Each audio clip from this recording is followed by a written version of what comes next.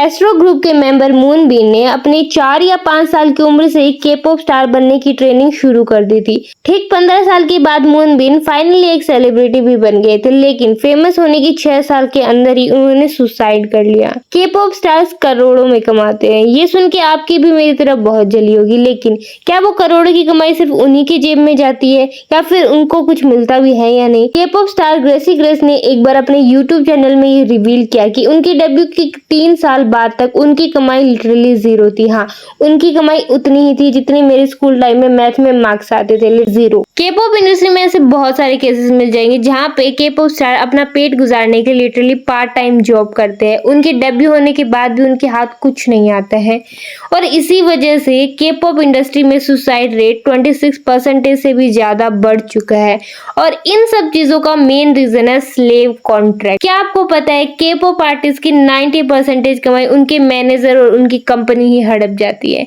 बेचारे स्टार्स को सिर्फ 10% मिलता है और यही नहीं, उन 10% में भी ग्रुप मेंबर में डिवाइड होता है। बहुत बार ऐसे केसेस आते हैं जिनमें इंडिविजुअल स्टार के हाथों कुछ भी नहीं आता है। अब बात करते हैं स्लेव कॉन्ट्रैक्ट, आखिर ये है क्या? तो मान लो आपको भी एक के-पॉप आइडल बनना है, लेकिन आप तो मेरी तरह गरीब हो, आपके पास इतने पैसे नहीं है, तो कुछ एजेंसीज होती है जो सबसे पहले आपका ऑडिशन लेती है। अगर ऑडिशन में आप सेलेक्ट हो गए तो उसके बाद कुछ के-पॉप एकेडमी होती है, जैसे कि YG SME, काफी बड़े लेवल की म्यूजिक कंपनी है जिसमें एज अ ट्रेनी आपको singing, dancing, fitness, Korean language सब चीजों को ट्रेन किया जाता है। आपको एक सेलिब्रिटी बनने के बाद किस तरीके से रखा जाता है, किस तरीके से सवाल जवाब किए जाते हैं, सब कुछ सिखाया जाता है और इन सब चीजों का सालाना खर्चा 45 लाख पर ईयर होता है। हाँ, तो प्राइस सुन के वीडियो स्किप मत कर देना पागल।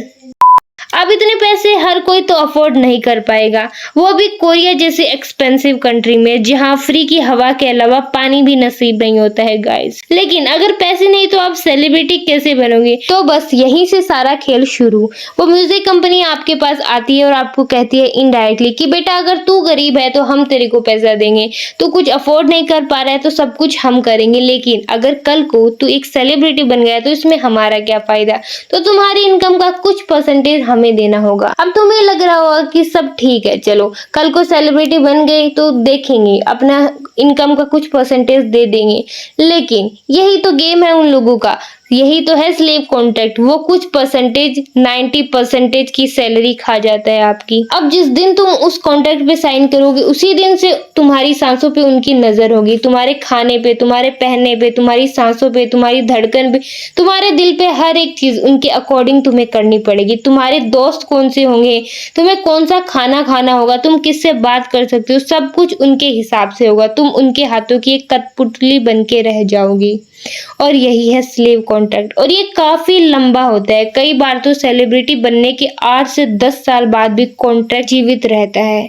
मतलब कि सेलिब्रिटी बनने के बाद भी तुम उनके गुलाम ही रहोगे। कंपनीज के मर्जी के खिलाफ तुम एक च्युइंगम तक नहीं चबा सकते। काफी सेलिब्रिटी ने बताया कि के-पॉप ट्रेनी बनने के दौरान उनको 24 घंटे में से 17-18 घंटे केवल प्रैक्टिस, डांसिंग, सिंगिंग ही करना होता था और हर वीक उनका वेट चेक होता था। अगर जरा से भी ऊपर नीचे मिल जाए तो करीब 2-3 दिन या फिर कितने भी दिन तक उन्हें केवल बर्फ के टुकड़े खाकर ही गुजारना पड़ता था। उन्हें वेट लूज करके दिखाना ही पड़ता था। कई बार ट्रेनीज अपने नाखून काटते थे तो कई बार अपने बाल काटते ताकि उनका वजन बराबर लगे।